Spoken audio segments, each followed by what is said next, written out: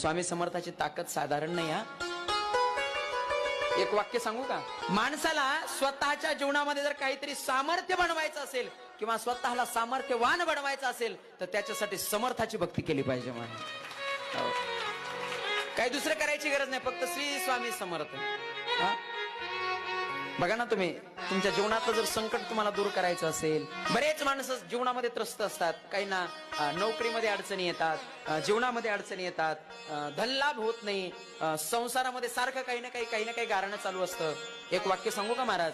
दररोज नित्यनेमानं तुम्ही घरामध्ये पूजा करत असताना स्वामी समर्थाचा फक्त 21 वेळा जप करा. 21 वेळा, फक्त 21 वेळा. माझ्या जीवनातला अनुभव सांगतो, मी माझ्या स्वतःच्या जीवनातला अनुभव सांगतो. दररोज सकाळी नित्यनेमानं तुम्ही पूजा करत असताना देवाच्या जवळ बसायचं, देवालयाजवळ बसायचं आणि श्री स्वामी समर्थ, श्री स्वामी समर्थ फक्त 21 वेळा जप करा. बघा, नक्कीच तुमच्या जीवनातली संकट दूर झाले.